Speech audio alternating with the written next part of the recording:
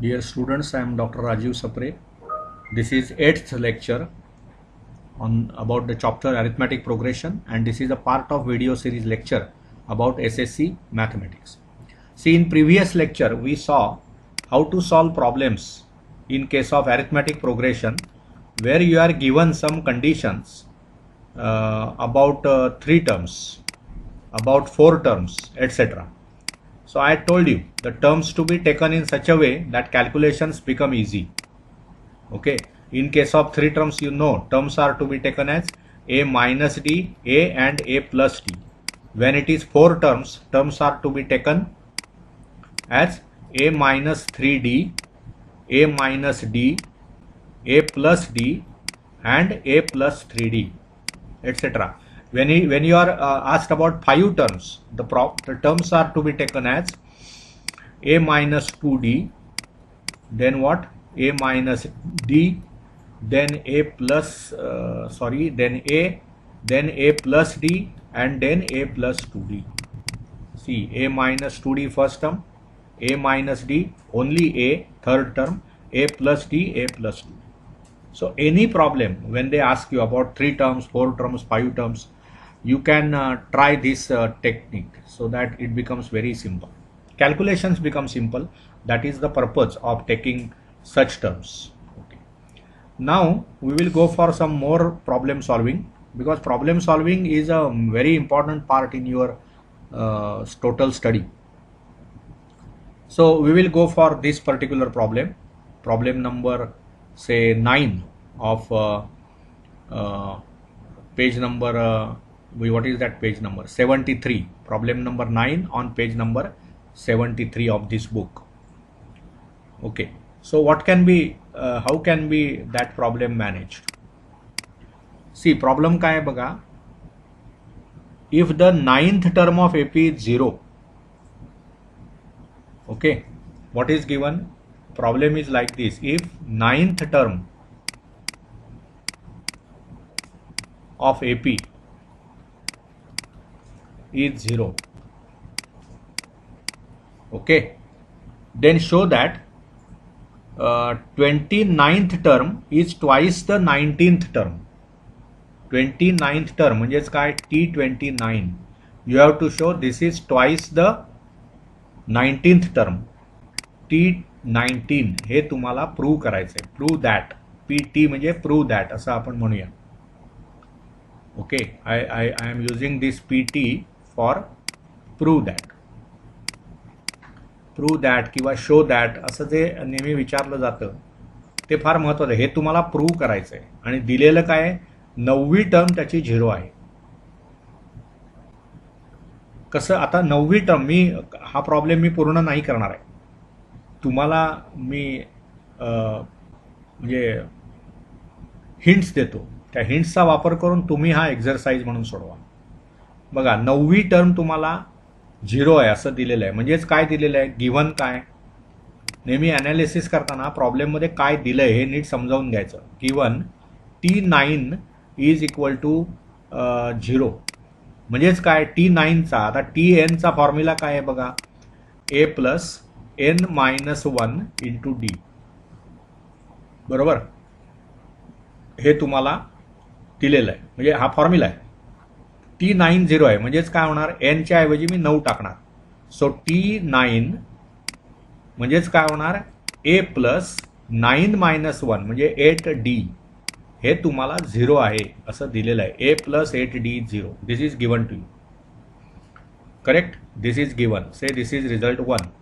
आता तुम्हाला प्रूव्ह काय करायचं आहे? T29 मायनस 2 म्हणजे आपण असं करूया ना. T20 म्हणजे समजा तुम्ही असं केलं, तुम्हाला समजा A is equal to B असं प्रूव्ह करायचं असेल तर त्याचाच अर्थ काय? तुम्ही A मायनस B जर 0 दाखवलं तरी चालेल. हे सेमच आहे ना.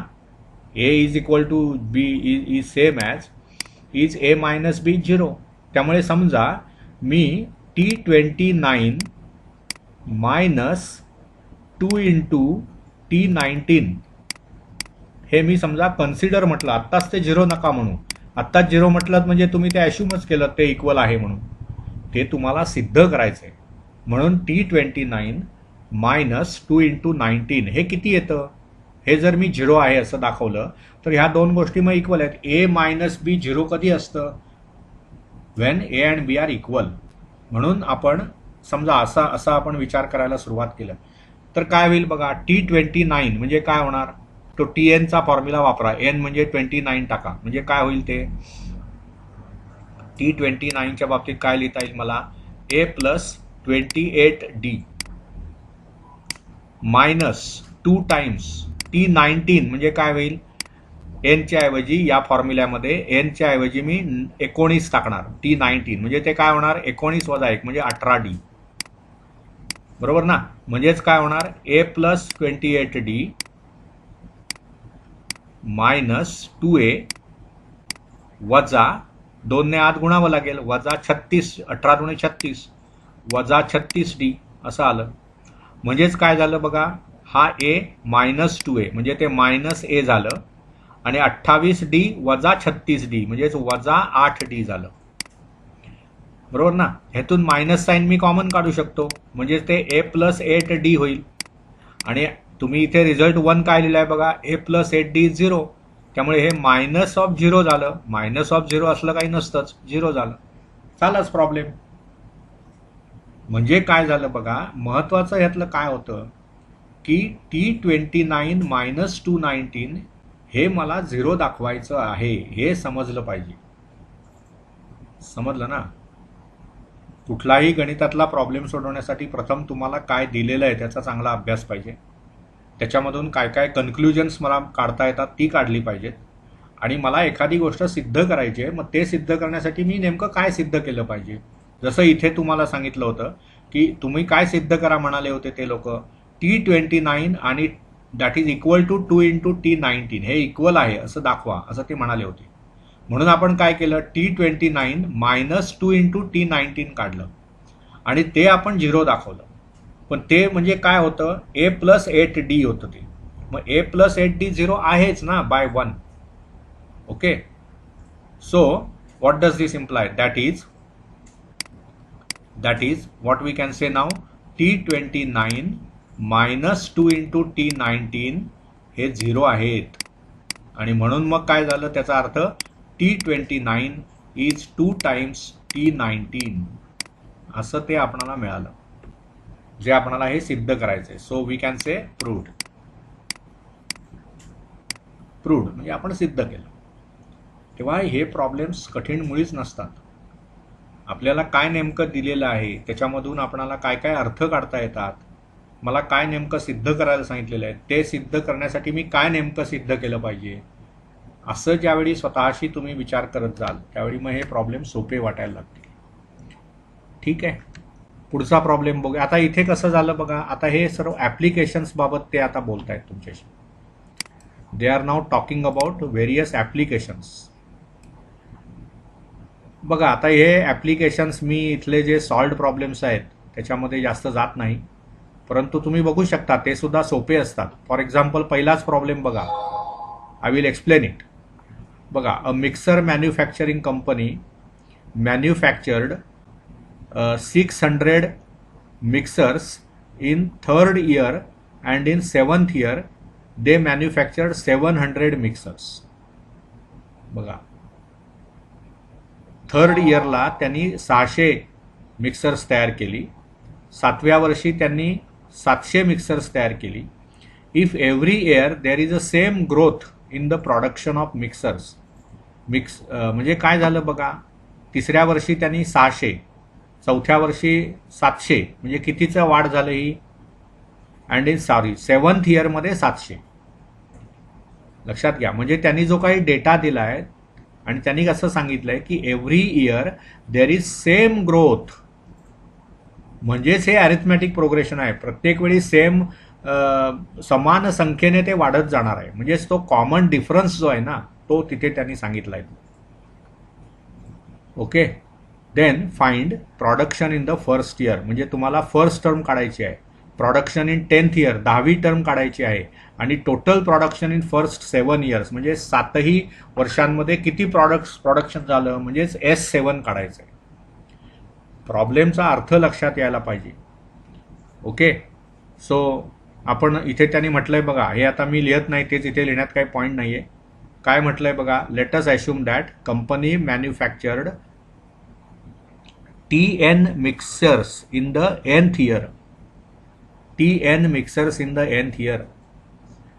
Then as per the given information, तुम्हाला त्यांनी काय सांगितलंय बघा, तिसऱ्या वर्षी 600, म्हणजेच त्यांनी काय डेटा दिलाय, T3 is equal to 600.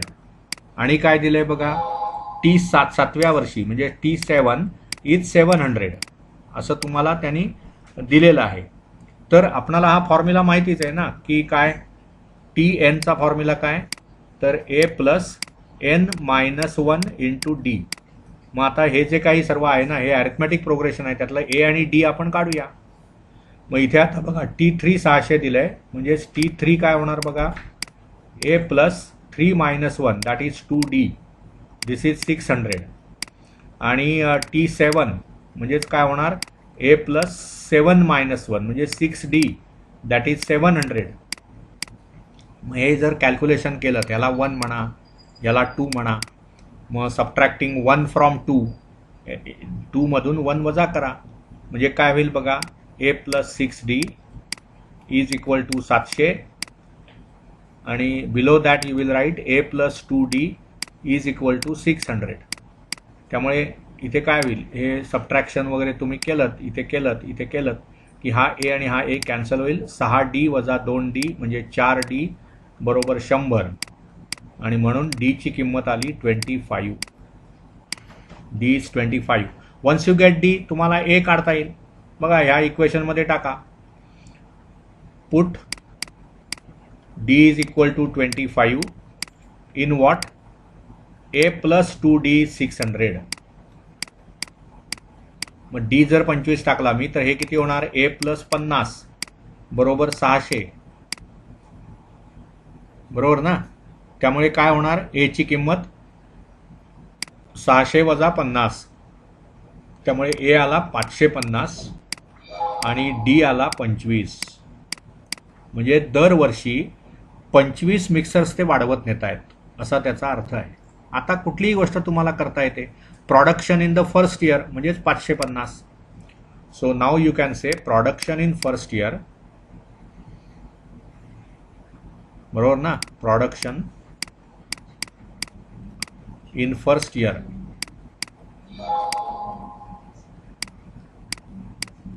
this is equal to T1, so it is 550. नंतर काय विचारलंय बघा, production in the 10th year. Okay, so production in 10th year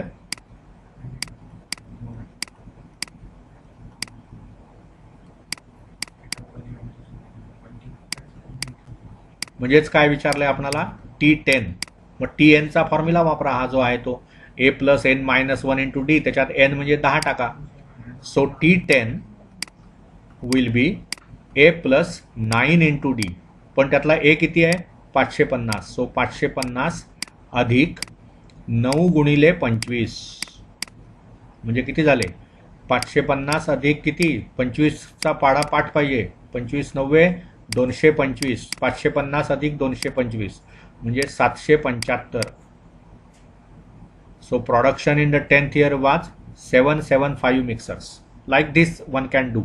आणि शेवटी त्यांनी विचारलंय तुम्हाला की total production in first 7 years. म्हणजेच आता I will erase all this part which is already done by us. Total production in first 7 years असं त्यांनी विचारलंय. म्हणजेच तुम्हाला काय कॅल्क्युलेट करायचं आहे, टोटल म्हणजे आधी ॲडिशन त्याचं कॅल्क्युलेट करायचं आहे तुम्हाला. म्हणजेच काय कॅल्क्युलेट करायचं आहे मला, total production in last 7 years किंवा इन फर्स्ट 7 इयर्स,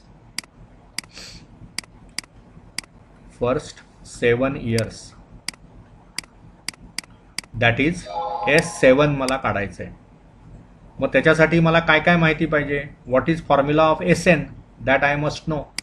SN चा फॉर्म्युला काय असतो, N/2 into bracket A+N-1 into D. मग करा, वापरा तो फॉर्म्युला. सर्व आहे ना, ए ची किंमत तुमच्याकडे आहे, डी ची किंमत तुमच्याकडे आहे. So nothing else is needed. आणि एन किती? 7. So S7 will be 7/2 into bracket 2a. इथे 2a आहे, सॉरी 2a. तर ए किती आहे आपला? 550. त्यामुळे 2 इंटू 550 अधिक n-1 म्हणजे 6 होईल, कारण n 7 आहे, इंटू डी 25 आहे. मग किती झालं? 7/2 इंटू ब्रॅकेट 550 ची दुप्पट किती? 1100. आणि 25 गुणिले 6 किती? 150. म्हणजेच एकूण किती झालं? 7/2 इंटू 1100 अधिक 150 म्हणजेच 1250. 1250ला तुम्ही 2 ने भागलत की 625 येईल. म्हणजे तुम्हाला 7 गुणिले 625 हे कॅल्क्युलेशन करायचं आहे. मग ते करा. 7 गुणिले 5 35, 3 कॅरी आला, 7 दुणे 14 आणि 3 17, 7 बरोबर ना. चला 1 7 42 आणि 1 43. 4375 हे त्याचं पहिल्या 7 वर्षातलं प्रोडक्शन असेल. See their answers also, whether we are right or not right, that we will check here. Right, 4375 mixers. So असे हे प्रॉब्लेम्स असतात. कठीण काही नसतं. आपणाला जे दिलेलं आहे त्याचं चांगलं ॲनालिसिस करता आलं पाहिजे की हे सर्व प्रॉब्लेम सोपे आहेत. इथे बघा, आता एक तुम्हाला एक ॲक्टिव्हिटी त्यांनी दिलेली आहे. 5वा जो प्रॉब्लेम आहे, this is also solved by them. बघा, in the year 2010 in the village there were 4000 people. बघा, 2010 साली 4000 माणसं आहेत. हू वेअर लिटरेट म्हणजे ते साक्षर. Every year the number of literate people increases by 400. दरवर्षी त्यातल्या साक्षर माणसांची संख्या 400 ने वाढते आहे. याचाच अर्थ काय झाला? 400 हा त्याचा कॉमन डिफरन्स झाला. म्हणून बघा, दरवर्षी वाढली ना. 2010 साली 4000 होते, ते बेस इयर झालं. 2011 साली त्याच्या 400 ने वाढणार म्हणजे ते 4400 झाले. त्याच्याहून पुढच्या वर्षी 400 ने वाढणार म्हणजे ते 4800 झाले, and so on. How many people will be literate in the year 2020 असं त्यांनी विचारलं. बघा, आता त्यांनी इथे सोडवून दिलेलं आहे. मी काय ते पुन्हा फारसं डिटेलिंग इथे लिहित नाही. परंतु बघा, सुरुवातीला म्हणजे ए जी आहे टर्म त्याची ती 4000 आहे. सुरुवातीला 4000 पेपर होते ना लिटरेट. आता दरवर्षी 400 ने वाढत आहेत म्हणजे ते डी 400 आहे. आणि 2020 साली 2010 ही जर पहिली टर्म असेल तर 11वी टर्म होणार ना 2020. बघा ना, 2010 ही माझी पहिली टर्म आहे. 2011 ही दुसरी टर्म, दुसरं वर्ष त्यातलं. 2012 हे तिसरं वर्ष. मग इथे किती पीपल लिटरेट आहेत? 4000. इथे किती लिटरेट आहेत? 4400. इथे किती लिटरेट आहेत? 4800. असं करत करत तुम्ही 2020 साली किती लिटरेट असतील असं तुम्हाला त्यांनी विचारलंय. म्हणजे इथे मला ही जी टर्म आहे ना ही काढायची आहे. ही कितवी टर्म आहे? तर ही पहिली टर्म, ही दुसरी टर्म, ही तिसरी टर्म. म्हणजे इथे 2 आहे त्यावेळी तिसरी टर्म, 12 आहे त्यावेळी तिसरी टर्म आहे, म्हणजे 20 आहे त्यावेळी ती 11वी टर्म असणार. म्हणून मला T11 काढायचं आहे. What is T11 that is asked. मग कुठला फॉर्म्युला यूज करणार आपण? Tn. फॉर्म्युला काय आहे? a plus n-1 into D. मग इथे जे आपलं अरिथमॅटिक प्रोग्रेशन आहे त्याच्यामध्ये ए आहे 4000, डी आहे 400 आणि एन आता 11 आहे. So T11 will be A plus म्हणजे 4000 प्लस n-1 म्हणजेच 11 वजा 1 गुणिले डी. डी म्हणजे 400. म्हणजेच काय झालं?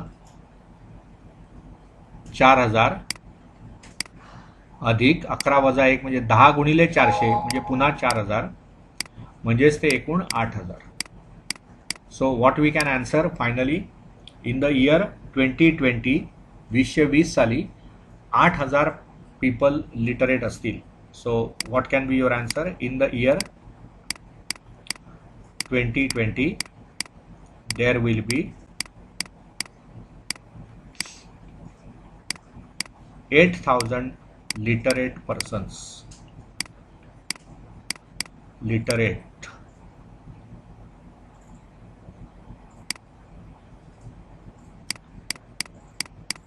persons in village. This is how this can be solved. म्हणजे काय होतं बघा, त्यांनी जे काही टेबल दिलंय त्याच्यावरून तुम्हाला असं कळलं की 2010 साली 4000 बघा इथे माणसं लिटरेट आहेत. इथून तुम्ही मोजायला सुरुवात केली म्हणजे ही पहिली टर्म आहे. मग 400 माणसं दरवर्षी वाढणार. त्यांनी डेटा दिलेला आहे. Every year the number of literate people increased by 400. म्हणजे दरवर्षी ती वाढ 400ने होणार. म्हणजेच हे अरिथमेटिक प्रोग्रेशन झालं. कारण तुम्हाला माहिती आहे टर्म्स जर ठराविक फरकाने वाढत असतील तर ते अरिथमेटिक प्रोग्रेशन. म्हणून ए म्हणजे 4000, डी म्हणजे 400 आणि 2020 2010 पासून मी मोजायला सुरुवात केली म्हणून 2020 हे 11वं वर्ष झालं. म्हणून 11व्या वर्षी काय असणार हे मला कॅल्क्युलेट करायचं आहे. म्हणजेच मला T11 कॅल्क्युलेट करायचं आहे. That is why this problem can be means solved like this. कळलं? त्यामुळे हे असे जे वर्डमधले प्रॉब्लेम्स आहेत ते नीट समजावून घेणं फार महत्त्वाचं आहे. त्याचा अंडरस्टँडिंग व्हायला पाहिजे. त्याच्यातून अरिथमॅटिक प्रोग्रेशन कसं मिळतंय आपणाला हे समजलं पाहिजे. आणि अरिथमॅटिक प्रोग्रेशनमधलं ए काय आहे आणि डी काय आहे. Once you get this any problem can be solved. Because तो जो TNचा फॉर्म्युला आहे a+n-1 इंटू डी किंवा जो SNचा फॉर्म्युला आहे n/2 into bracket 2a+n-1 into D तो फक्त 3च गोष्टींवर अवलंबून आहे. n काय आहे, ए काय आहे आणि डी काय आहे. So I hope you understand whatever I discussed in this lecture. We will continue in the next lecture. Thank you.